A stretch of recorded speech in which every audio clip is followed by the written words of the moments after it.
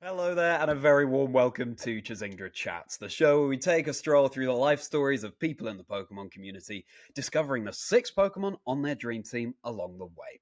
I'm Charlie Merriman, merry by name, merry by nature, otherwise known as Chazingdra, a host and commentator for the Pokemon Video Game Championship Series and a content creator. And this week, as every week, I very much hope my guests and I can make your day merry because I have the pleasure, the honour, of being joined by Joshua Hiebert himself, otherwise known as ZOINKS. Josh, how are you doing? Not too bad. I will admit, it's always a bit of a jump scare to hear my real person name from someone on the internet. I'm like, oh yeah, I have that. But yeah, that's me, Joshua Hiebert, aka Zoinks. Excellent stuff, Josh. And for anyone who's not so familiar with you, can you give a brief introduction to yourself? Yeah, no problem. As Josh or Zoinks, I am a commentator for Pokemon UNITE. I cover the game over there, the action, that kind of stuff. If you ever seen the broadcast, I'm the geeky power rankings guy. I love the game, I love the community, but I have been a lifelong Pokemon fan and almost a lifelong fan of competitive Pokemon. I follow VGC, TCG, Go like religiously. I watch every regionals broadcast. I love it. And other than that, yeah, 28 years old, like 6'10". Yeah. What other lies And, can I throw out here? That's me. I had no idea that you listened to or watched so many of the different Pokemon love it. games at the regional championship broadcast and so on. Well, I'm looking forward to diving more into all that. And I understand also, Josh, because you reached out of the blue to me to express that you enjoyed the show and that you'd love to be a guest on the show. Mhm. It's so brilliant to have you on as someone who is a fan of Chazingdra Chats. Oh, I'm a huge fan. I think I messaged this to you actually, but I remember the first couple of episodes listening to it. Immediately latched onto the format. There's two big things. Obviously, married by name, married by nature. Godlike catchphrase. So that alone makes me listen to the show. But I did message this to you. I think the format is brilliant. It's very interesting to hear people's stories, of course. But if you've ever read autobiographies or anything like that, they can kind of drag, you get distracted. But the spacing it out with your favorite Pokemon team, like alongside of the interview, it's so brilliant. It spices it up in a really, really cool way, slices it up as well. I don't know. It's very interesting to listen to. It keeps your attention. I love this podcast. So being a part of it, I'm kind of fangirling right now. I'm not going to lie. Well, that's brilliant to hear. That's so kind of you to say. Yeah, I hope that, the idea is that the format speaks to as many people as possible, no matter who the specific guest is, Yeah. So I'm very pleased that spoke to you. And Josh and I, we first met at EUIC, the European International Championships, in the 2024 season. We were both there working that event, me being a video game caster and Zoinks, of course, being a Unite caster. And as I've said to Doob and to Spraggles, who I've had on the show before, just the energy you guys all bring and the fun that you have on the broadcast. And as someone who has a background in acting myself as well, that's an energy I really enjoy tapping into as well. So it's really exciting to have you on the show today, Josh. Oh, thank you so much. Yeah, that was a super fun show. EUIC was a great event. I loved it. Watching you and Spraggles get up there on stage to do your MC host thing, it was pretty awesome. It was seeing, USA Spraggles and then the UK Spraggles and you, Charlie. It was very good. It was fun.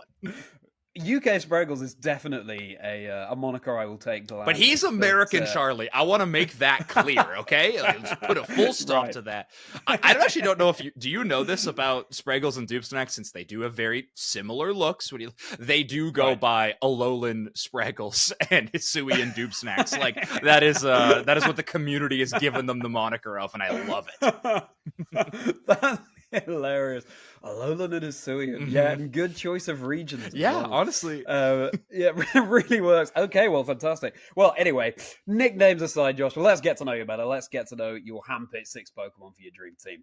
Thank you as ever for your openness with what you're sharing with us today. And I believe what we're starting with is appropriately your early life and your first encounter with Pokemon. Yeah. So I started Pokemon a little bit later than a lot of other kids my age. My first game was Silver. I picked up Pokemon Silver. I remember I was a little bit later because I had the Game Boy Color cartridge, but I was playing on my Game Boy Advance at the time. So, when I was growing up, like we weren't like the most well-off family, so I didn't get like video game consoles until a lot later. They had to be like used, like that kind of thing. Like I was never getting a new Game Boy or anything like that. So, but I remember getting Silver and absolutely loving it. So much so that like, I mean, I played it constantly, permanently in that day and era. And I remember when I got news that there was a new one coming out. It was Pokemon Ruby and Sapphire. I took every video game I think I had, like every Game Boy Advance cartridge. It had to be like 6 or 7 of them, a couple of PlayStation 1 games, and I brought a giant stack of them into the EB Games. I think you have that in UK, right? Is EB Games still, not GameStop? Oh, we don't have GameStop. Okay. We have a store called Game. I don't know about EB. All right. Pick whatever used video game store is appropriate to your locale for your mind's image of what this story is. And I walked in and I just slammed them all on the front desk and I was like, Pokemon Ruby, please. So I just traded in everything I had in exchange for that game. But yeah, Pokemon Silver was the first one. I adored it. And yeah, like I said, I just played it constantly. Well, this is music to my ears because Pokemon Silver is probably my all-time favorite game. Really? Not just Pokemon game, but game. I love Johto. Wow. I love Generation 2. So that's brilliant to hear. And so you were playing on the Game Boy Advance, first of all. So that means that you had the choice of sort of normal screen mode or widescreen. Yes. Oh yeah, things got a little crazy. I mean, I barely remember what I chose, or if I even knew what to choose at that point. So I think I was looking at widescreen. I do remember the images being pretty stretched when I was playing on the Game Boy Advance. But yeah, I like I said, I played so much. When I was growing up, my mom would stay at home, and my dad worked on the road when I was growing up. My dad built cell phone towers, like ever since I was really young, and so that is very much like a road job. It's called a rigger. But basically, he would be gone for a few weeks at a time and back for like 2 or 3 days. Was like kind of the system that we had. I still had a good relationship. Like I talked to him on the phone and stuff like that. But instead of normal family vacations, when I was growing up, Mom and I would just road trip to wherever he was a few times a year. So I have road tripped so much in my life, but I to the point where one of my fun facts I always go to is that I've been to 48 out of the 50 states in the US. I'm going to make that 49 with Hawaii coming up very soon. So I'm pretty excited about that. But I would play so much of the Game Boy on these road trips, but I would have to plan it out because I'd be like, hey, at the daytime hours, I will play my Game Boy because I can see it. And then I will save my like flashlight reading or whatever for the evening. That I would like plan out these days because they would be like, we would drive for like 13, 14 hours a day because we'd be driving from Canada all the way to Texas or something, wherever he was working. They were long trips. So, but that was I had to plan out my video game time, but I would definitely make sure that it is enough time to play Pokemon Silver or what later became Ruby and Emerald pretty well. I mean, a long road trip for someone from the UK is probably about 3 hours. So, I mean, it's 13, 14 hours just blows my mind. But that's a lovely way to have a bit of, vacation time, but also get all together as a family. It's sort of, that's a really nice way of doing it. And I'm glad that you were still able to spend that quality time with your dad. Yeah. Too.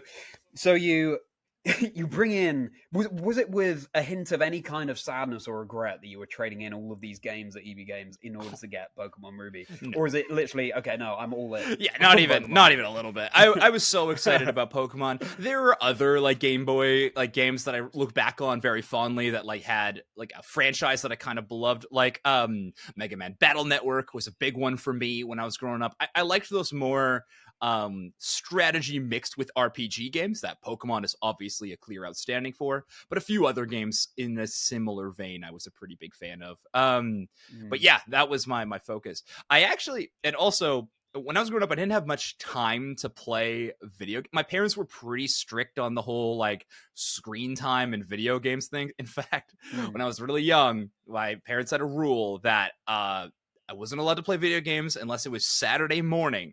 And that was my game time. So I would, and this is a real story. I had a PlayStation 1.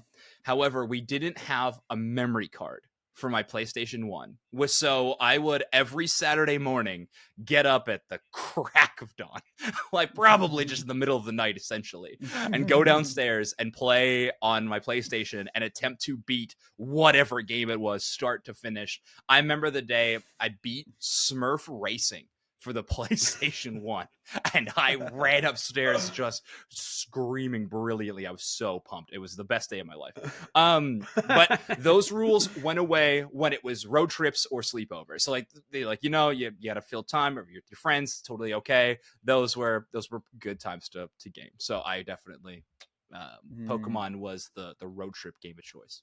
And finally on this topic, what do you think it was about Pokemon Silver that just enchanted you? Well, to tell you the truth, I mean, I think it was just Pokemon in general. Like, I was kind of the perfect age for Pokemon at that time too. It was the height of its popularity in like the childhood era. So I just had a lot of friends that were playing it as well. That's a huge part of it at that age. So I got really excited about that. And I don't know. I think I just really liked the gameplay pattern of it.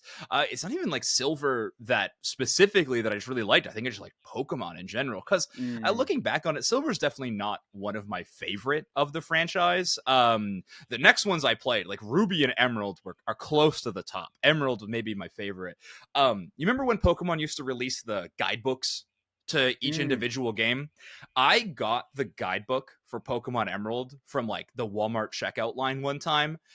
I still have it, I think, but what I mean by I have it is I have the tattered pieces of paper. I read it forwards and backwards I swear I can read Braille now because of that. Like, because of how many times I read that guidebook. I loved it. I just consumed it forwards, backwards, every which way. I adored it. So yeah, Emerald definitely is the one that's like the childhood game that sticks out. Is definitely Gen 3. Oh no, I remember those master guides, as mine was called over here, for Generation 1, because my brother's a bit older, so we played Generation 1, and totally the same, just pages falling out, tears at the edges. It's barely, it's a pitiful excuse for a book at this point. But maybe they should have made them better. Maybe that's what we're saying. Maybe they should have been bound better. But anyway.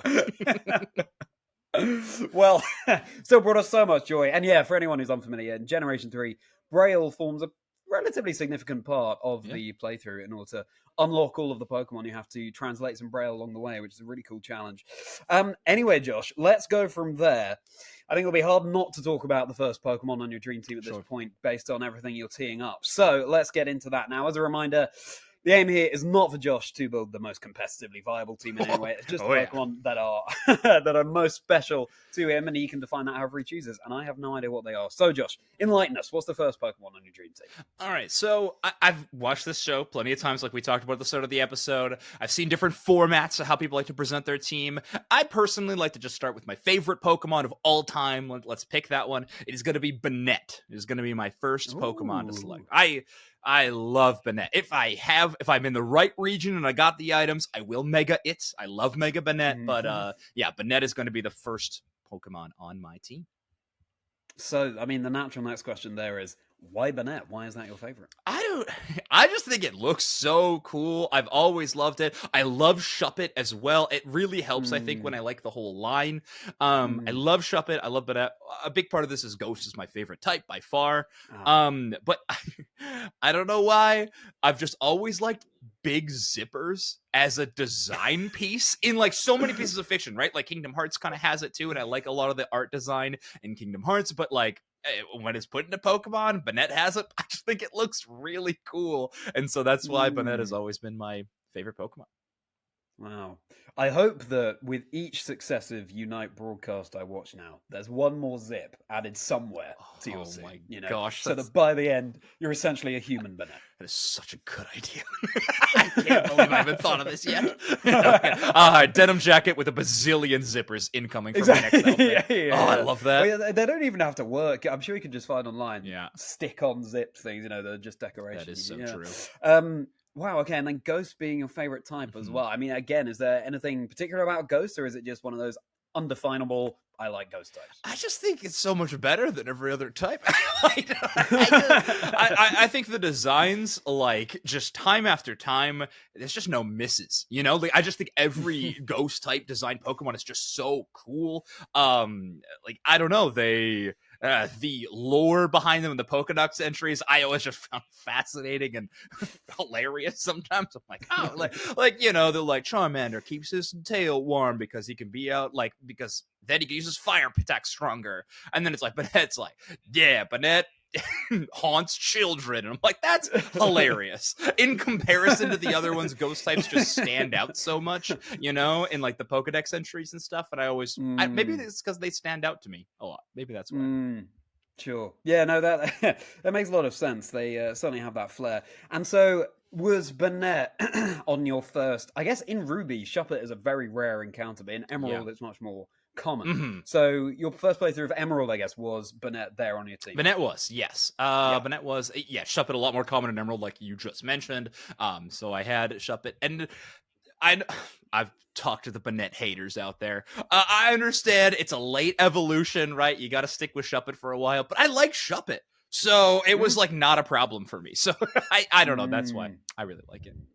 Yeah, and I like those late evolutions as well, just because it's so satisfying when it does evolve. I know. You put in that time, you put in the effort, and then, yes, there it is. You get your reward. Final question on this, Josh. So what I suspected maybe was that your first Pokemon might be your first ever first partner Pokemon from either Silver or Generation 3. Do you remember what that was? What was your first partner from Generation 2 or Generation 3? Silver was Totodile. And Emerald, and I think Ruby. I think at I've played Emerald and Ruby a few times now at this point, but for the most part, it was always Trico. I think in later years I would pick Mudkip. Like now, I think when you're younger, my affection for Pokemon wasn't necessarily cute focused. You know, it was like, what's the coolest? I remember I retook that Red Rescue Team spin-off personality quiz multiple times to get Trico. I kept getting skitty, and I was like, come on, give me Trico. And so I took that as many times as I could until I got the cool Trico, and I was very happy with that. So those were my starter types. But now, as I'm a little older, and I do have a fondness for Pokemon that are exceptionally cute, I think Mudkip would be like one that I'm more drawn to at this point. But when I was younger, that's where I went. So what you're saying is you built your entire personality around being a Trico on that online quiz. So who knows who the real Josh is? You're a man after my own heart as well, because Totodile and Trico are also my two respective generations. So excellent stuff. Let's move on from there, Josh, to high school and getting into competitive, but not being able to compete. Yeah. So I mean, I fell off Pokemon a little bit, and not even that just of interest in it, but just I didn't play the games as much because I didn't own handheld consoles a lot of the time when I got older through like junior high and like high school and stuff. But so instead I played sports. I don't know. I guess that's what I did. Well, that's kind of where the story starts. I was I really enjoyed basketball. I played basketball, volleyball, and soccer all through my high school career. Didn't play hockey, which as a Canadian's a little whack, but I played all the other ones. When I was playing basketball, we would travel for tournaments when I was living in Canada. And one time I lived in a small school, so it's not like we had a team bus or anything. Like the parents just volunteered to drive or whatever it was. And I remember my mom was driving. And one time on our way back, we stopped at one of our friends' houses. It was me and one of my best friends who would later become my best man, actually. We stopped at a friend of ours' house to go pick something up. I don't know. It was something really easy. We just needed to grab something, put it in the truck. But we got out, we closed the doors. We realized my mom had locked the keys in the car. And so we were like stuck there, and we had to wait for like AAA or like whatever car street side assistance service to come and open up the truck to get the keys. So we just like went inside and we're hanging out at this house, and they had this friend. They had a younger brother, like much younger, but he had just started. He had like got a pack of Pokemon cards from like a friend at school or something, and I had remembered I played the Game Boy Color Pokemon trading card game. I played a lot of the spin-off games randomly. I was like I was really into the spin-off games, and I realized that Rescue Team, Pokemon trading card game, Conquest. I liked all of those. But anyway, I was like, oh, I remember how to actually play this game, you know, instead of just saying whatever the biggest attack is and doing it, that kind of thing. So I would like taught my one of my best friends there and the younger boy how to play Pokemon cards, and me and my friend Jaden, we got hooked. Like on the rest of that trip, we stopped at a store before we got home to buy ourselves some Pokemon cards, and then we just started playing a ton. Like just between me and him, we got a couple more of our friends into it, and we were just playing the Pokemon cards so much, so much so that I got really interested in it. I was like, I'd love to play like a tournament or something like that. Like I went on YouTube to like learn competitive like decks. I don't know, see if there was like videos on it, and I found Puka. Puka used to have a YouTube channel called The Top Cut, and I watched every minute that was on that channel. The like budget deck Thursdays or the like cool deck Friday, like whatever it was, like every single video I watched, and I got really interested in it. However, there was no local league in like I don't know, it would have to be like a day's drive. It was like an 8-hour drive to like the closest play Pokemon cards. So I just had no one to like actually play tournaments with. At this point in time, I was just falling in love with the game, but just had no one to play with. Like I played with a couple of my friends, but they weren't as into it as I was. But yeah, in that era, I was loving competitive Pokemon, but just had no outlet, unfortunately. But I would watch as many YouTube videos as I could, and that's sort of getting me into competitive Pokemon. Puka did a few like debuts on like city league tournaments and like national tournaments back when they were called that. And then of course Worlds at that time, and I was like, oh, this is fascinating. I love it, and that's what really hooked me on that. Oh my goodness! Wow. So, do you think that had your mum not locked the keys in the car and you hadn't been playing the trading card game with those two friends, do you think your life would have taken a different path? I mean, I kind of suspect that Pokemon would have found its way into your life again anyway. But how defining do you think that moment was?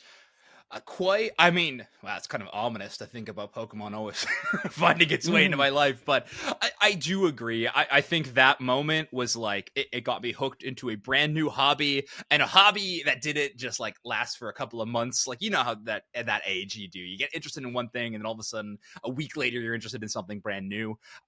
Pokemon stuck like glue. So I definitely think like that was a pretty defining moment in, I don't know, just what young Josh was interested in. I was like, oh, I love this. It expanded to other card games as well. Like I started playing like things like Magic and stuff like that. But Pokemon was always the one that I was like, this is what I really enjoy. Like not just the Pokemon themselves, but I like the game. From what I can see online, I really like the community. I would love to be a part of this, but it was just like me looking through a very thick plexiglass window at the community at large that I so desperately wanted to be in. But oh no, I mean, because we know now where your life goes. It's it's great to hear where you are now. But of course, looking back to that time, it's thinking, oh no, Josh, we just want to give you a helping hand. I know. Introduce you to the community. But it's a good thing that is the direction that things went. I see. Okay. So you got into the trading card game that way, and then other trading card games too. So. Okay, do you remember having like a favorite card from that era? Yeah, a little bit. So I guess the time that was, this is for all you TCG heads out there. I think this was like early black and white card series blocks. So there was a few. I remember when Archeops released, a fighting type Archeops, sorry. I'm trying to remember the ability's name. It's prehistoric something. But basically, when you evolve into Archeops, it prevents your opponent from playing any of their evolution Pokemon. So they are not allowed to evolve their Pokemon whatsoever once you put it. And there was a Pyroar in that same time where it wouldn't take any damage from basic Pokemon, aka unevolved Pokemon. So it was a really cool synergy if you could get that card combo off. And this is me through and through. Like still to this day, when I play cards of Pokemon or any game variety, I love combo decks. They might not be consistent, they might not be the best, but I love when it just works. When you land it, you might have had 4 games in a row where you miss the pieces and it doesn't work out, but that one game where it works just makes it so worth it. And I think that is so that card I think was one of my favorite in that time. There were some other cool ones and stuff. I might be giving a hint about my next Pokemon. But Dusknoir was one of my favorite. There was a Flygon Dusknoir deck that I think either won Worlds or got top 4. I don't remember exactly. An amazing deck. I actually think it was talked about in a previous. I think Freya talked about this deck in their episode. But it was an awesome deck. That Dusknoir can move around damage counters on the enemy cards. It was very cool. So that was one. Very nice. And just briefly, the Puka that you mentioned there, Puka Sukovic, a Pokemon trading card game. Caster and so many other things as well. Someone who's such a leading light in the community. Yeah. The greatest of all time. Joshua, yeah, there you go. Josh, we now know what your second Pokemon is, so tell us more about Dusknoir, or is it not Dusknoir? No, it is. It is Dusknoir. It is Dusknoir. I think the card has a lot to do with it. I always liked Duskull and Dusclops in Gen 3 as well. I liked them a lot, but then they introduced Dusknoir in Gen 4, and I was like, oh, I love Dusknoir. There's a few moments for it. I mean, I loved that card in the trading card game. I remember in the... I think it might be movie 6 in Pokemon. It's whatever one that has like the Groudon that comes from the earth. But basically there was a Dusknoir in that movie that I thought was really cool. But a lot of the reason is a Dusknoir, which is another ghost type that I really, really like. Big, tanky Pokemon, which I've always been interested in those. But I think it is one of the Pokemon that I have pitched the most for Pokemon Unite. That's a question that comes up a lot. Is like, what Pokemon would you add to Pokemon Unite? And one of my favorites to pitch all the time is a Defender Dusknoir, a tank-based Dusknoir. There's a concept in a lot of MOBAs or games like Unite called Fear, where basically you provide an effect on the enemy and they have to move away from that point, like involuntarily. I think Dusknoir would be a really cool defender to use Fear. Currently, Sableye is the only Pokemon in the game who has a mechanic like it. So I think Dusknoir as a defender, pushing enemies around with that would be so cool. Wow, yeah. Okay, clearly a lot of thought has gone into this. And I like how the, as you say, Duskull and Shuppet are kind of counterparts in Ruby and Sapphire. You find Shuppet more commonly in Sapphire and Duskull more commonly in Ruby. And then Dusknoir is an added evolution onto that now line of 3. So Duskull, Dusclops, Dusknoir. Banette.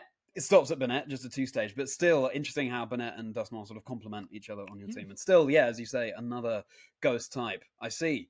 That ties up with a lot of the things that you like, Josh, with the ghost typing and with that era of playing the Pokemon trading card game. And so let's segue from there into college now, and acting and improvisation. Yeah, so I did a little bit of theater in high school and stuff like that. And I really enjoyed it. However, what I always found was the improv warm-ups that we would do before actually doing theater. And then when I got to college, I went to college in Chicago, Illinois, so in the States, which was a big move for me. And I'm going to admit this here. There was a large part of me that was like, they'll have Pokemon in Chicago. They have everything. And I legitimately, that was a big thing in my mind when I applied to schools. I was like, I want to go there because I know there'll be people playing Pokemon cards. And lo and behold, there was, and I did play. And it was so fun. I loved it. But I started doing improv comedy in Chicago. For those that don't know, Chicago's like kind of considered to be like the kind of the capital, or maybe even the founding city of improv comedy. It's so popular here. Like you can't look 2 ways to not see an improv theater these days. And I loved it. That form of acting is one of my favorites. Charlie, I know you do a lot of improv comedy. Spraggles, who you've had on as well, does it. And I fell in love with it when doing it in Chicago. Took some lessons, took some classes, joined some teams, had a lot of fun. I did that quite a bit. And then around this time and a little bit before, I started playing a lot of role-playing games. So things like Dungeons and Dragons and similar titles, all of very improv focused. That was like really defining for me in those few years after high school was just really leaning into that kind of acting thing. I never completed college. I did about 2 years, but I definitely came away with a lot of cool stuff. Yeah, absolutely. Yeah, you still got the very most out of your time there. Yeah. Okay, so you were doing. It was only through doing plays and doing more sort of standard learn the lines, get up on stage kind of acting that you discovered that you enjoyed doing improv comedy. And in plays, did you find yourself playing more comic roles, or was it a range? For sure. Okay. I did a lot of comic roles. I went to a super small high school, so there was only like a handful of us like guys in the theater program. So I ended up getting like some more of the leads and stuff. But we also were not a very musically talented. I feel like a lot of high schools end up doing musicals for the most part. But we just did straight plays. We didn't have a lot of vocal talent. So, and I am not a vocally talented person either. So I feel like when you do straight plays, oftentimes that will lead to comedies. I don't know. It was more fun. And so we did that. I remember doing it's the Somewhat True Tale of Robin Hood was one of my favorite shows that we did. It was great. I got to play Robin Hood in that one. I really, really enjoyed that show. But yeah, and that like led me into trying to do improv. And it was a blast. I know like Jake's talked about it. I'm curious with you, like how long have you been doing improv comedy, or did you do like straight comedy or like straight plays and stuff like that too? Oh, good question. It was mainly through drama school. Okay. The improv was its own thing. Also, improvisation musicals was its own thing. Oh yeah, that I did at drama school, which was a lot of fun. Yeah, it's mainly through the drama training that I did improv, but I also absolutely loved it. And I have this pipe dream that maybe the three of us one day can just do some kind of big Pokemon improv comedy thing. I was literally maybe Pokemon related. I didn't have a Pokemon related. I was literally going to message you. I was like, Charlie. I was like, maybe you, me, and Jake. We book a tiny hole in the wall venue. We do a one night montage. I think that would be so fun. We'll talk later. We'll talk later. That would be amazing. Yeah. That would be. Yeah. As I said at the beginning, it's so exciting seeing you guys get up there and do almost your improv thing on the Unite cast as well. And knowing there are other people sharing that interest, it got me so excited. I pull so much on the podcast from that. and work with you guys. I pull so much from that into the commentary thing. I mean, it helps in so many ways, right? Like, there's a reason why improv is like often considered a good like corporate training or even just like personality, like assistance kind of lessons and stuff like that. But it works so well in the commentary field. I mean, the amount of times you're just having a conversation, you learn to listen better, you learn to respond better. You're able to like learn timing, which is so important in casting, whether it's comedic or dramatic. Like it is, I don't know. It's just so useful. Absolutely. And as you say, as you're sort of implying here, you're laying down two tracks that are about to combine, I feel like, with the Pokemon and then the improv. So before we get into that, let's ride this railroad track into the third Pokemon on your dream team. Okay. The third Pokemon, my dream team, is going to be Mimikyu. I'm going to have Mimikyu as my third team. Mimikyu is a Pokemon that when it released, I really enjoyed it. I honestly, the first and foremost thing I thought was, the typing is so cool. Fairy Ghost is like what I was waiting for. And ever since then, it's basically been on my team in any way that it can, in any kind of like video game playthrough I have done. Really, really enjoyed Mimikyu. And then Mimikyu eventually got added to Unite. And I have said this like to multiple people. I think Mimikyu is the first Pokemon that has been added to Unite that I truly like considered a main. A main in a game like Pokemon Unite is basically just a Pokemon that you're like, this is the Pokemon I play. I'll play other stuff, but like this is the one I focus on, that I think I'm really good at, and so on and so forth. And I have been a variety player since the release. Like I've played so many different Pokemon. Every game it's a different Pokemon. That's how I like to play. But when Mimikyu came out, I was like, okay, this is my play style. I absolutely adore it. So Mimikyu getting points just for being cool, being a ghost type and fairy type, but also being amazing in Unite. Well, there's a lot to unpack there, yeah. If anyone's not familiar, Mimikyu is... no one actually knows what the real Mimikyu looks like. It shrouds itself in a Pikachu form plush to look cute, so people will give it attention and affection, which is kind of a heartbreaking tale. And it comes back to what you were saying about the ghost type Pokedex entries. I think it's such a creative idea, though, for So a good. Pokemon. And tell us then, Josh. So Mimikyu being your main, Yeah. what does Mimikyu do better than anything else in Unite? What does it offer? Okay, so a few things. So I'm imagining, because you were a video game commentator, I'm sure that a lot of people come to your podcast and your YouTube channel from the video game angle thing. So we can start with that. So Mimikyu having that disguise ability in Pokemon in the video games is represented by its passive ability in Unite. It's called when you break the disguise, basically it marks the target with the two glowing Mimikyu eyes above whatever Pokemon does it. You get to move faster toward that target. You do more damage. It's kind of a revenge mechanic. It's very interesting. But what Mimikyu does the best is it has a ability called Shadows. One of its attacks is Shadow Sneak. And Shadow Sneak is a dash, and I love dashes in Pokemon Unite. You give me more mobility, the better. I love that. But the crazy thing about Shadow Sneak is that anytime it extends through a wall, aka uses the natural shadows, it increases the range. So if Mimikyu shoots through multiple walls, the range gets even longer and longer and longer. And so it really rewards you knowing the map really well, because you're like, if I stand in this exact spot and aim Shadow Sneak this way, I can go all the way across the map immediately if I hit a target. So it's like, all right, I know an Altaria is going to spawn over here. So if I aim my Shadow Sneak this way, I don't know. It rewards game knowledge, it rewards skill expression, and also it's just a naturally very strong Pokemon, which helps it in its viability and things like that. But that is the key attribute about Mimikyu that I really, really enjoy. I feel like it really rewards in-game knowledge and capitalizing on that knowledge with the right typing. So, timing. So that is why I love it in Unite. Wow, I love that. I love, anything, any Pokemon or anything in any game that makes you really get to know the nuts and bolts, know whatever map you're playing in this case.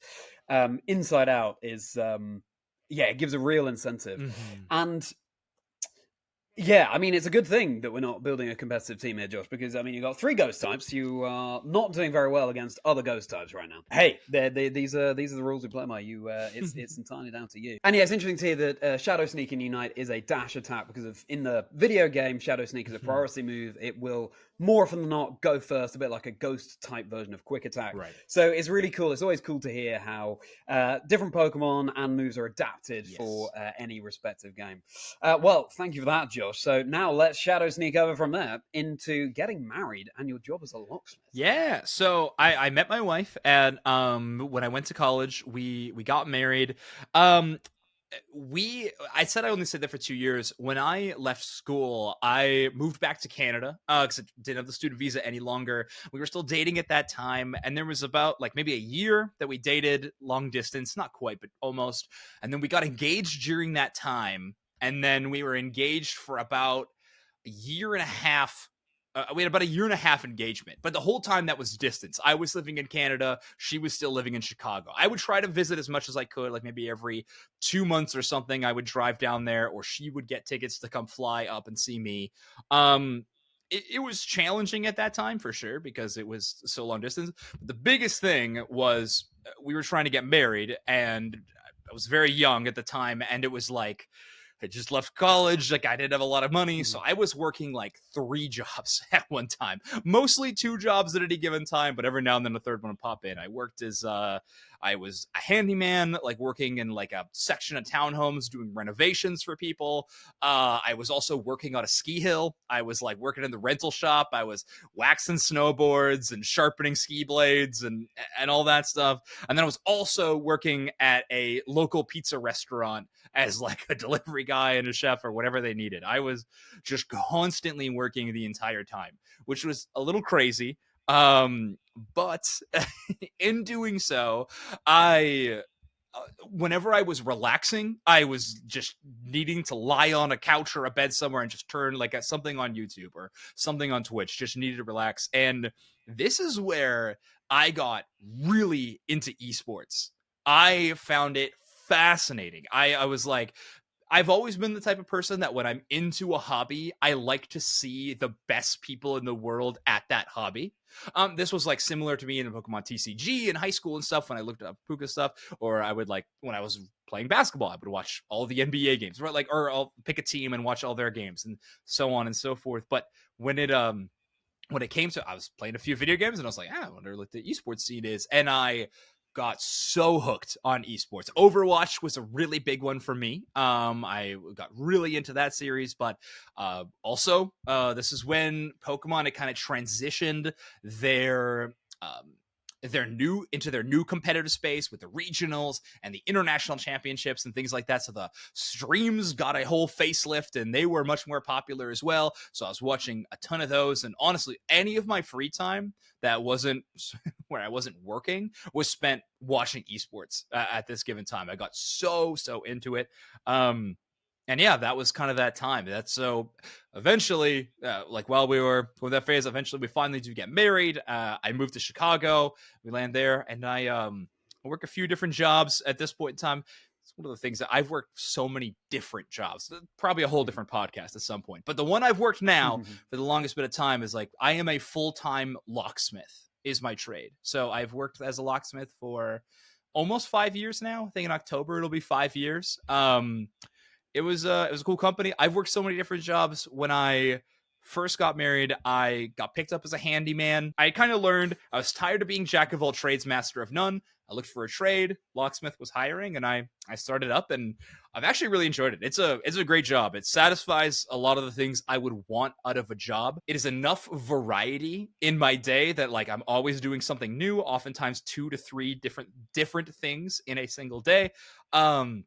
And it's that satisfying work of like you work with your hands and you get the immediate satisfaction of doing something. It's not like I have to wait 6 months for a project to finish. I'm finishing a project within the day.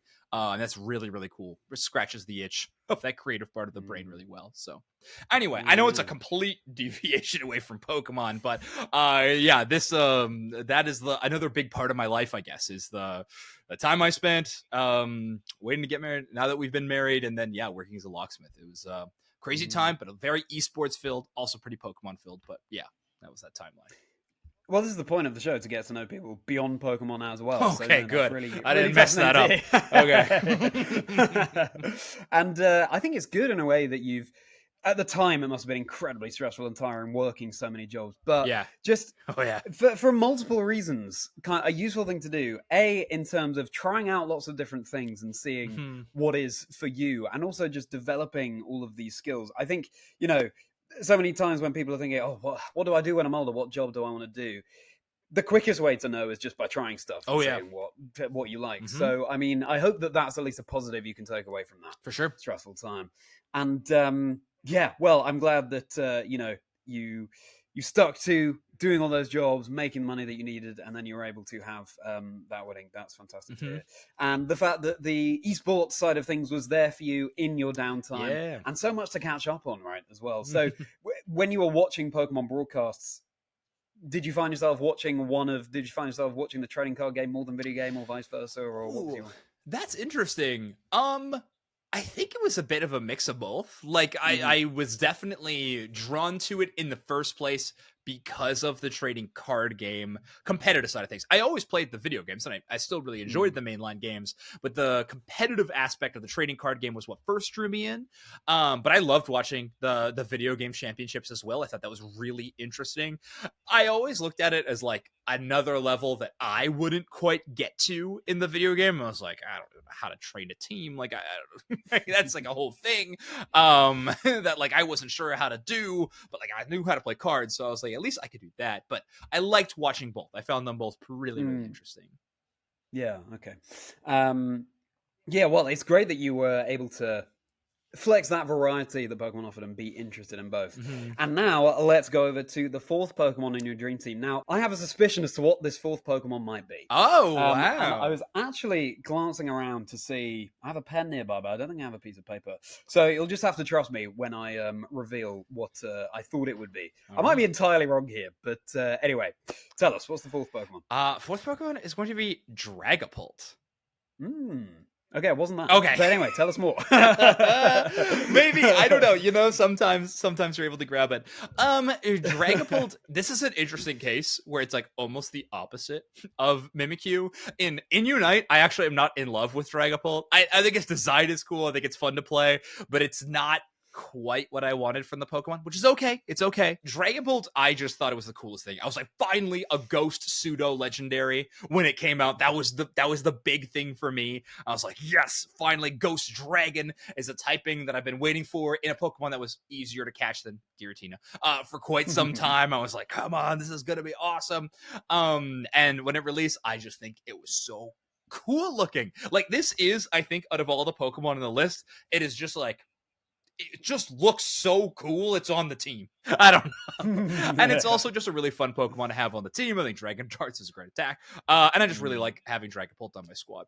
And if you were ever worried about like, oh no, ZOINKS is not making a competitive team. They're all the same type, but also they're all physical attackers. So I'm like looking through, I'm like, oh no, I have like no special attack coverage. It is, folks, we one trick pony over here. In more ways than one. And of course, it's another ghost type, so I mean, it makes total sense for your team. You see the pattern here? Well, let's see. I think we know where it's going at this point. But yeah, you're so right about Dragapult's design as well. Yeah. My prediction. So you mentioned Mimikyu before, obviously part fairy type. You talked about being a locksmith. I wondered if it was going to be Klefki now. Yeah. Okay. Let me. I do. Klefki's fine. Klefki is kind of cool. I've never felt a fondness to Klefki because of being a locksmith. Honestly, a fondness I find from Klefki is there was a very cool Klefki card once upon a time that would act as a Pokemon tool card. And I thought that was really interesting. I think you actually put it on your opponent's Pokemon. Yeah, Klefki would, like, as a tool, would attach to the opponent's Pokemon and kind of like lock it down. And I thought that was like a really clever card design at the time. And like, that's been my fondness for Klefki. But yeah, I don't know. They need to, I don't know, give me another key Pokemon. Let's try another one. Maybe that'll be my locksmith one. But it's not a ghost type though, anyway. So yeah, I true. guess it can never make the cut for you. See, but good. Well, welcome to the team, Dragapult, and now let's zoom over to, of course, Pokemon Unite. Yeah. Okay. So I mean, as soon as this game was announced, I remember jokingly, this was like in a friend group Discord. The first time the game was like way announced, before any of the betas had been released, they were like, Pokemon Unite is going to be a 5v5 team battle. I remember posting that jokingly in a friend's Discord. I'm like, I'm going to be the pro at this or whatever. And we're all laughing. And then it came out. I thought it was really cool. And at this point, I had known Doobsnax for maybe a couple of years, maybe a year or so. He had a TCG podcast that has got brought up on this very podcast a few times now. I got a running count. I think it's like 3 times the Super Rodcast has been brought up. So shout out to Super Rodcast. But what I really got to know Doobsnax from was on the Super Rodcast, he promoted another podcast he was on called You Meet in a Tavern. And You Meet in a Tavern was a D&D actual play podcast that Doobsnax is still a part of, by the way. So another shout out to another Doobsnax podcast. But it's an awesome actual play Dungeons and Dragons show. But I got hooked on it. I loved this podcast. It was just a group of Doobsnax and 3 of his friends. And I loved this show so much. I joined their community Discord, and after a little while, actually became like a moderator over there. So much so that I made a sister podcast to their podcast. I don't know if you were ever a Walking Dead fan, Charlie. Did you ever enjoy that show? Not so much, no. But, okay. Yeah, I'm just not so familiar with it. That's okay. No prior knowledge needed for this next story. But basically, The Walking Dead had a podcast called The Talking Dead. And The Talking Dead would make a podcast every week talking about last week's Walking Dead episode, is what happened. And so we made a podcast called You Met in a Tavern. Was the original plan for the name. It was a podcast where we would talk about the You Meet in a Tavern episodes as they happen. And it was so fun. And anyway, Doobsnax and I got to know each other quite well. I got to know his like interests and stuff. And I remember when Unite launched, I sent him a message out of the blue. I was like, hey, there's spectate mode going to be in this game. When we casting some games? And he messaged me back and said, are you actually interested in doing that? And I was like, whoa, this is a very serious message all of a sudden with Doobsnax. And I went like, yeah. And he's like, hey, because I'm working on something. And that would be, of course, Unite Mics, which he talked about the origin of it a bunch on his episode of this podcast. So if you haven't listened to that, go check it out. But it was Unite Mics was so cool. It was his YouTube channel, and I was just so on board with it. It's so interesting. He talked about how it has like morphed in its what Unite Mics is as a channel from its original conception. But yeah, it was supposed to be just like a platform for like tournament organizers. Look, here's Unite casters, hire us. But instead it became like a really cool community thing. I started a podcast on it called Overdunk that's still going now with the original intention. The first like 50 episodes of it are literally just me getting a different team on with and just interviewing them all and just like learning the community. And I loved it. That was always my go-to I guess methodology of being in the community. It's like what I looked at as a role for myself. Cause like you see Doobsnax in there and he's like the like career caster out of our Pokemon Unite talent team. You know, like not necessarily he's done a ton of casting in other games. He's done the TCG and stuff like that, but he just like casting is the number one priority for him, right? He wants to practice, become the best Pokemon commentator that there is. That is like his goal, right? But mine, when I watched it, I was like, I just want to like be in this community and be like the caster that knows the teams and knows these players the best. So I did like interviews. The early Unite days, I lived in Twitch streams of different pro players, right? Like I just did everything I could to learn the game from their perspective as much as I could. I absolutely loved it. I wanted to become a name that people would recognize because like, oh yeah, like I talked to him in his Twitch chat and stuff like that. And that was like how I got started into the commentary thing, was joining Unite Mics and then just like basically like I said, just exposure therapy to Unite again and again and again at those competitive levels. And yeah, and now we're here. I mean, it was a long road to get here. I got picked up for the official tournament. I kind of midway through season 1. It was amazing. It was so much fun. In fact, the grand finals of the North American part of that event, because we always would cast Europe and North America in kind of one show. The grand finals of that North America broadcast, the first one I got picked up for, it's our mid-season tournament called the AOS Cup, was one of my favorite games that has ever happened. It was a full bracket reset, best of 5, down to the distance, crazy ending, amazing game. It was one of my favorite games to ever cast, period. So yeah, definitely a cool little journey in the early days of casting Unite for sure.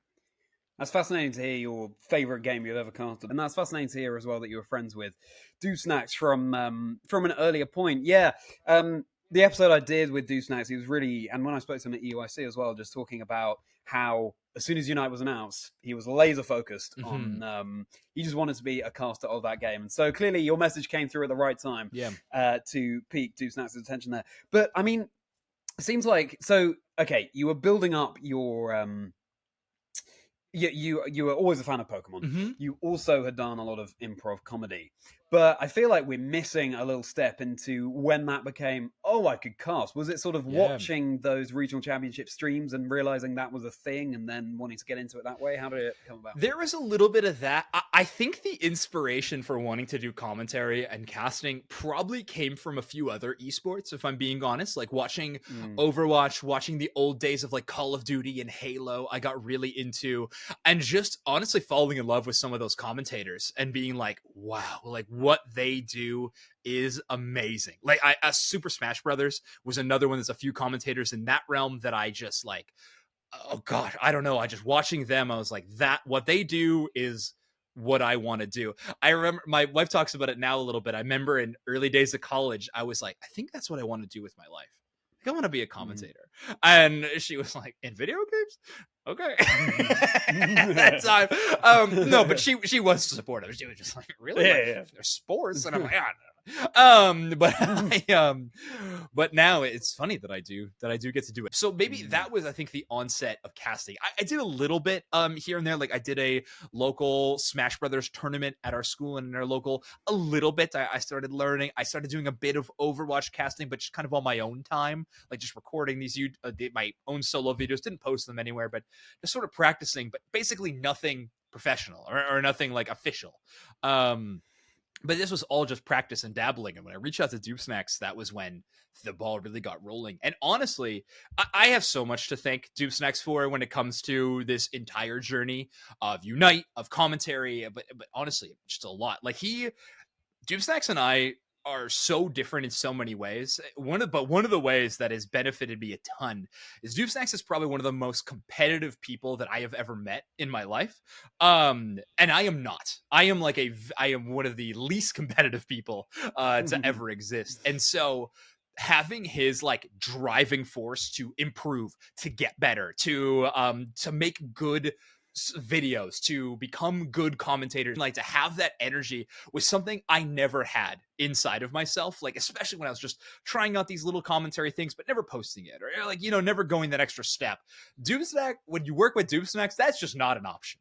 You know what I mean? Like, you either catch up or you are going to get left behind, because he is a workhorse, but he also just like encourages you so well to keep pushing and doing those things. And I don't know, the partnership has made me into so much better of a commentator, but I genuinely just so much better of a person. Like, I have like really learned to like, yeah, become a harder worker, to have more passion about the things that I enjoy. You know, like Doobsnax has done that in spades. So I have a lot to thank him for, and he's definitely one of my best friends in the whole world now because of it. But yeah, I mean, big credit to the snacks. Wow. Well, I mean, I feel like the entire Pokemon community is about the people who help us get along the way and help us build teams, and it's all about everyone working together. And it's, you know, I'm sure Doobsnax will find that very touching indeed. That he's had such a Is this recorded? Don't show him this. On your life. All right, well, let's go over from there to the fifth Pokemon joining your dream team. So who's going to be joining Banette and Dusknoir and Mimikyu and Dragapult? All right, this one almost got usurped when Scarlet and Violet came out. I will let you know, but not quite. I'm going to go with Marshadow here. Marshadow, ghost fighting, very cool typing. Again, one of the most adorable Pokemon that I think has ever been created. Like, I don't have a lot of plushes. You could see a couple in the background. I've never been a big collector as a person. Even when I played the card game, I only bought what cards I needed to compete. Like, I never opened packs to try to pull the big art rares and stuff. That was never my thing. But I would love a big huggable Marshadow plush. I think that is on like the Christmas wish list and stuff like that. Marshadow, I just think is so adorable. Again, I like how it moves. I want to add it to Unite. Marshadow is going to take the spot here. I see. So obviously it's another ghost type, and it's cute. So are those the two main things that speak to you about that Pokemon? Is there a particular connection? Again, another one ends up being the typing. You can tell all the typings are ghost, right? But like, I like to have some other coverage. Fighting type is really cool. Yeah. And then there's always the, like, you know, the punchy boys can learn the fire, the thunder, the ice. Like, you get some type coverage there, which is great. I love the way it's animated too when it moves around. Like, I like its little shadow sneaking ability and stuff. And I don't know. I do think it's another just strong aesthetic choice.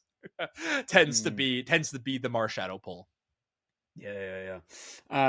Well, fair enough. And no, it complements your team very well. And in terms of type balance, yes, they're all ghosts, but you are doing a really good job of making sure that it's not all eggs in purely the ghost basket. Yes. So yeah, again, not that is actually a requirement of the show at all, but this is like a meta requirement that we're setting ourselves right now.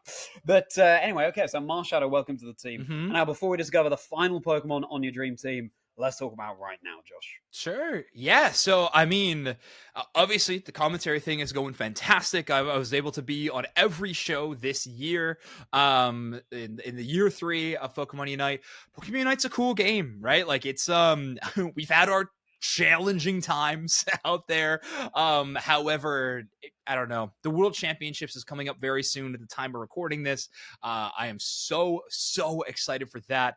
It's been really cool to see Pokemon as a whole, like as I have followed it forever, right? Like since back in the day when there were city championships, to now in a totally different world, basically. And Pokemon Unite is a entirely different world in its own, right? Like it is the first team-based event that Pokemon has.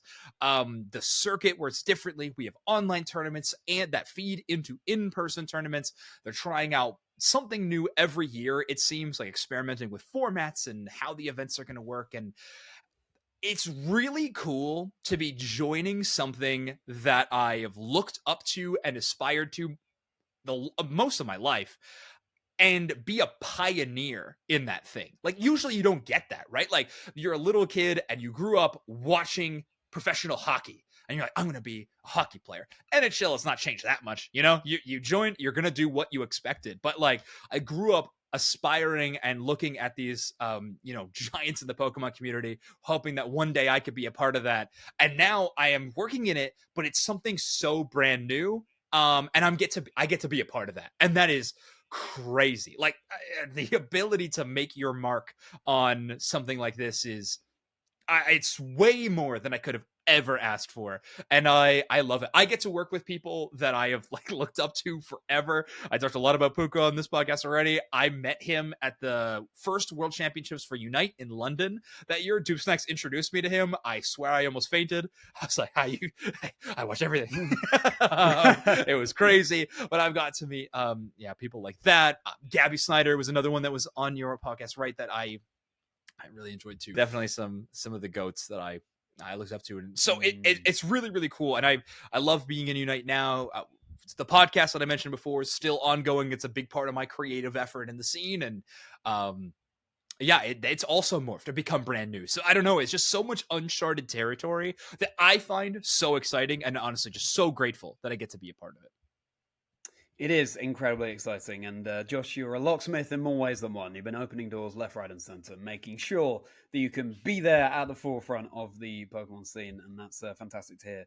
And yeah, I mean, it must be the kind of thing where I feel like this is something that's thought about a lot. But if you were to tell young Josh what you'd be doing now, I mean, he would have just been starry-eyed. He would have been over the moon. Right? Yeah. Oh, for sure. Yeah. Jaw would have hit the floor. I mean, it's crazy to think of how it expanded this way.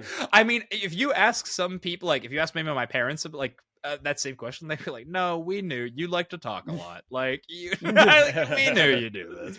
I don't know, but I'm super thankful. I've had so many people be so supportive in my life to try to push me into this. Like, I mean, talked a lot about I haven't talked too much about my wife actually on this podcast, but she has been, when we were doing the Unite Mics thing early, like we were on the grind, there was no tangible reward for us. The official circuit hadn't even been announced at this point in time, right? We were making these channels, and I would be like, Doobsnax and I would be spending hours and hours and hours, like late night, making these videos and stuff. And at that point in time, my wife was going to grad school for her social work master's, and so she was super busy. So it was kind of nice. Like she was super busy doing that thing. I would go do this thing. Like, it was something to put my time and effort into. I remember her back then being like, "You're not getting paid for any of this."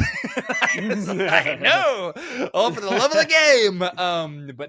But she was like, "All right, well, like, I don't know." She was super encouraging of it and really wanted me to keep trying. And I remember one of the first shows that I got to do, my dad gave me a phone call and was like, "Hey, just, like, I think you should do this, like, as your job." Like, he was like, "You are real. I think you were really good. You seem natural. Like, I think you should do this." Yeah. I have, I don't know, a lot of people to thank for the spot that I'm in now.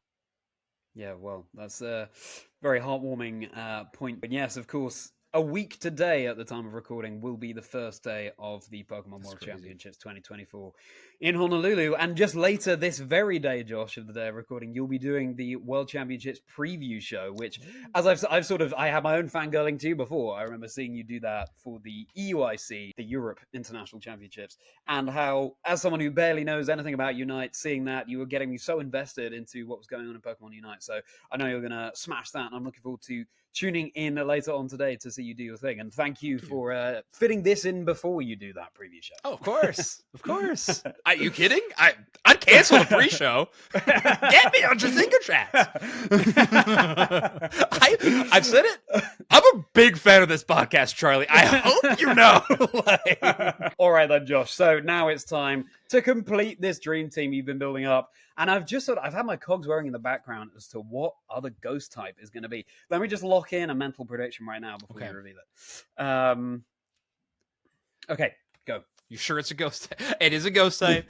I actually had one written down that I think I'm going to change because this last spot is it changes so frequently. I'm going to go with Gengar. Let's throw the OG in the mix. I know Gengar is a Pokemon that is not a physical attacker. So, hey, I get some special attack coverage. I'll take it. I do like Gengar. I think Gengar is really cool. The other Pokemon I had here in the maybe slot was Aegislash. It's so close. It's a really tough call between the two.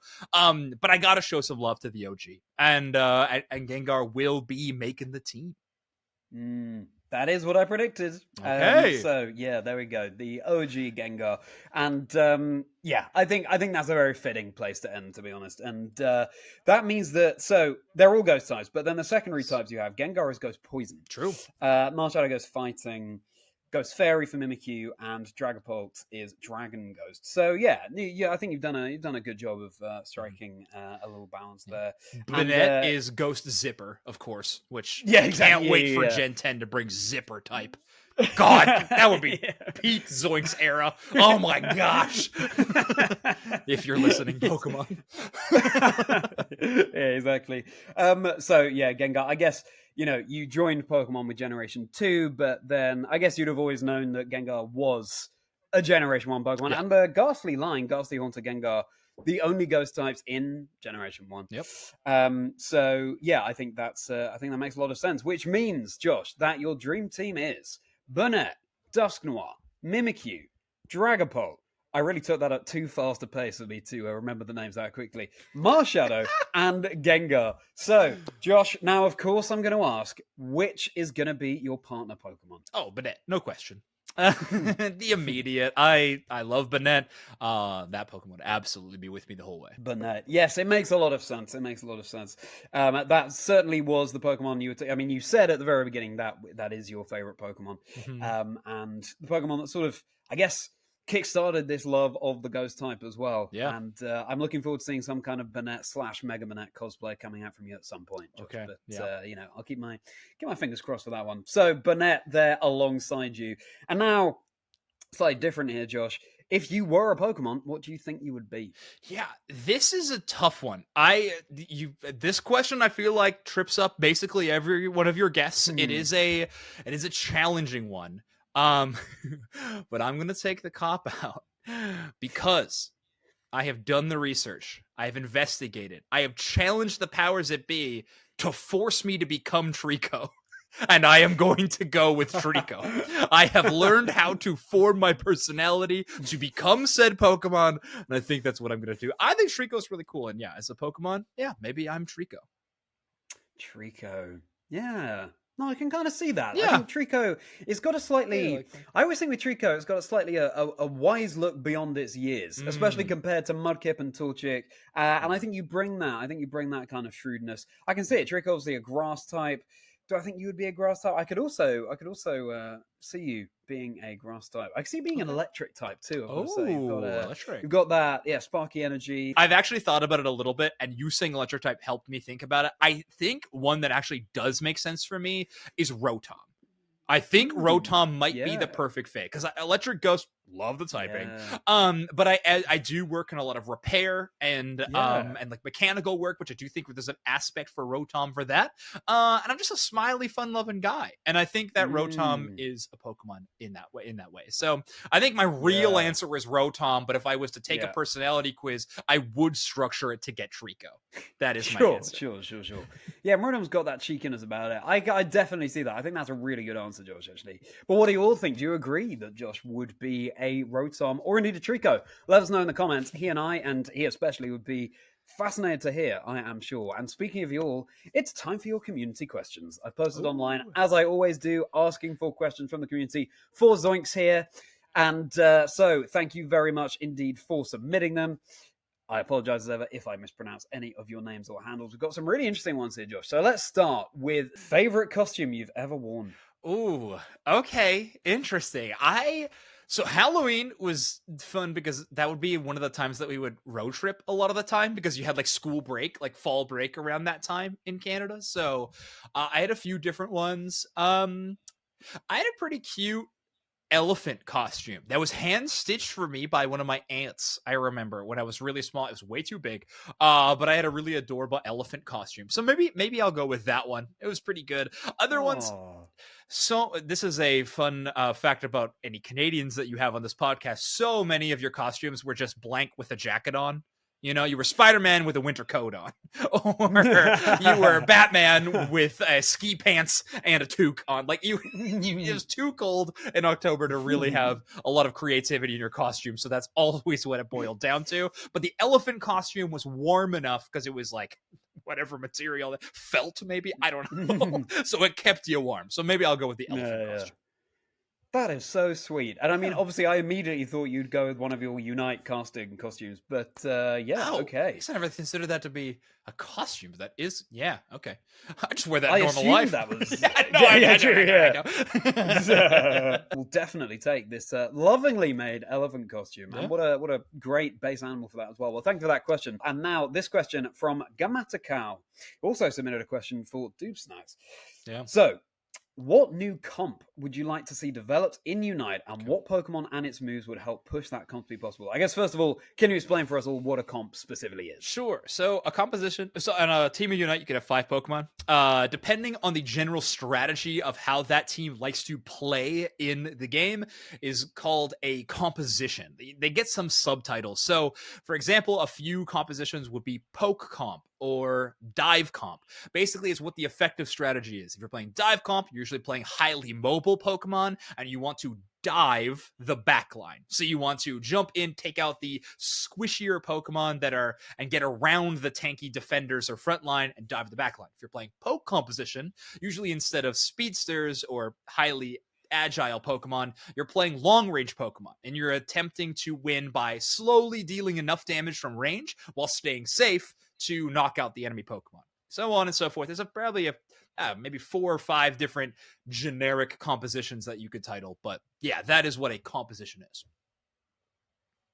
I see. Okay, so then what would you like to see developed in UNITE? And then which Pokemon would you like to see repping that? Yeah, oh man, okay, interesting. It's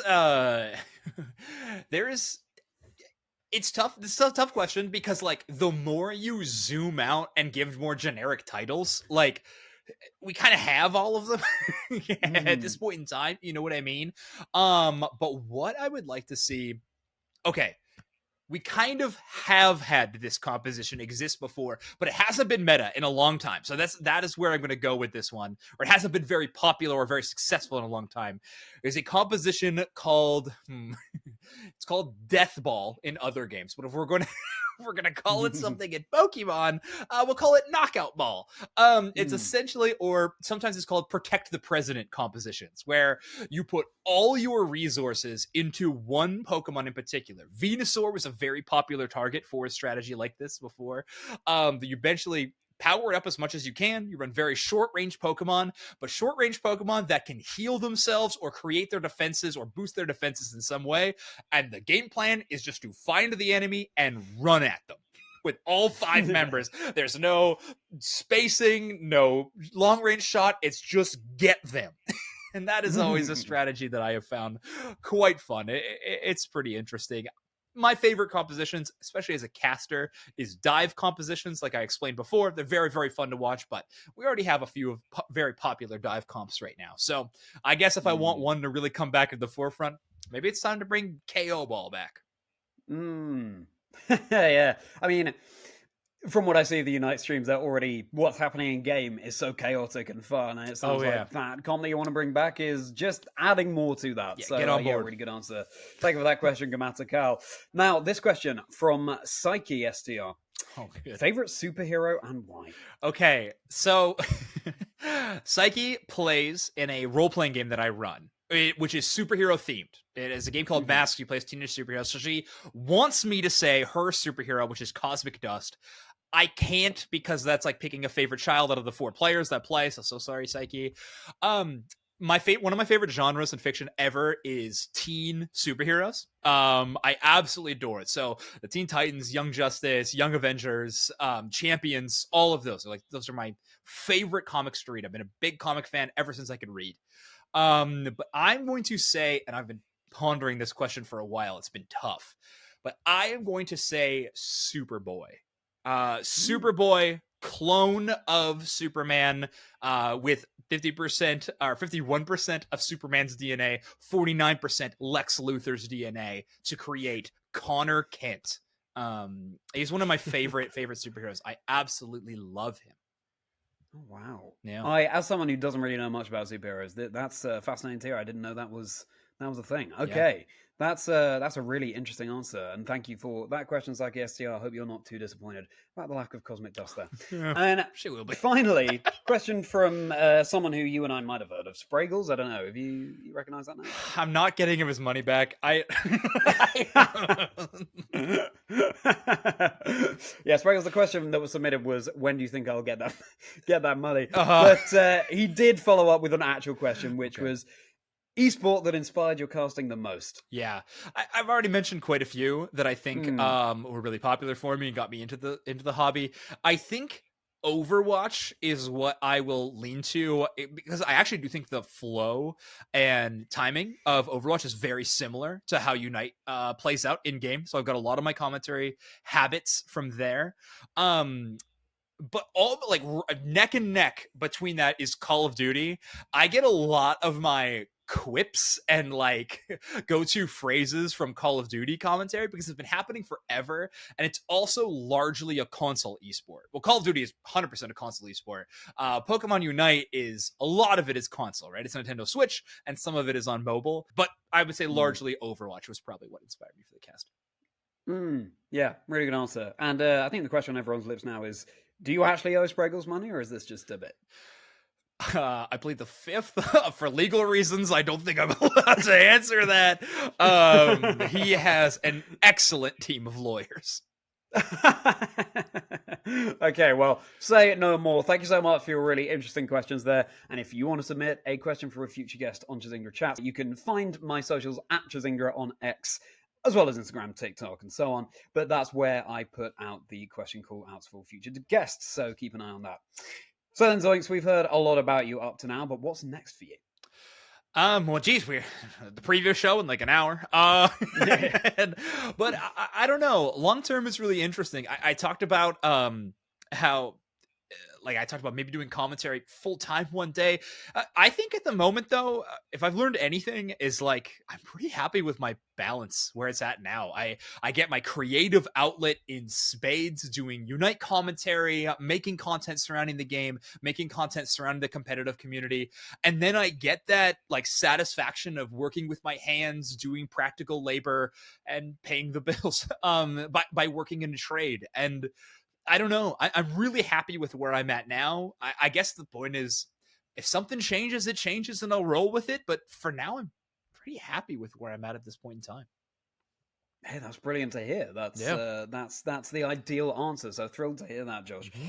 And finally, looking back from ZOINKS, the personality, the celebrated Pokemon Unite caster, all the way back to little Josh Hiebert, who had Pokemon Silver, traded in all the games to get Pokemon Ruby. What advice would you give that younger you?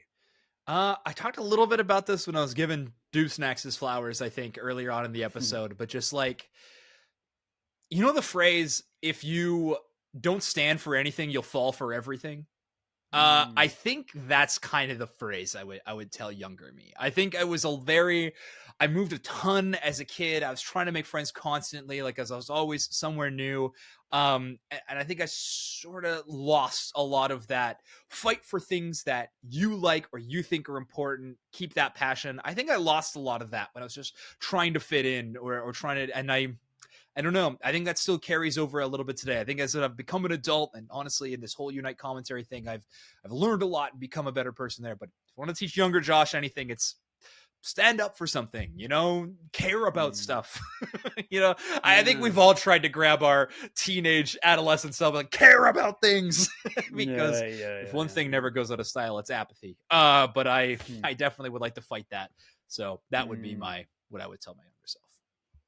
Yeah, I think that chimes a lot with what previous guests have said about just cling to the things that you love and good things will come of that. Yeah. And I think it makes a lot of sense, though, that when you were younger, moving around a lot, it was difficult for you to have that feeling. So I hope you're not too hard on yourself, but it's also brilliant that you have been able to foster more of that sense through doing what you're doing right now. So, very wise words indeed. Well, thank you for that, Josh. And the chat doesn't end there. We're about to get into ZOINKS' Rapidash round, which is 15 or so minutes of bonus questions that Josh has not prepared for. Questions like the origins of the name ZOINKS, whether Josh would be interested in commentating sport, or someone who played a lot of that when they were younger, and questions like that. The comedy scene that Josh has improvised that sticks with them the most, all sorts of things like that. We tend to discover in the Rapidash round, we go that little bit deeper and discover we've actually barely scratched the surface in the main episode itself. So if you want to have a listen to that, you can hop over to my Patreon, which will be linked below. Would be brilliant to see you there. Of course, fundamentally, I just really appreciate the fact that you've listened to this episode, or watched this entire episode. So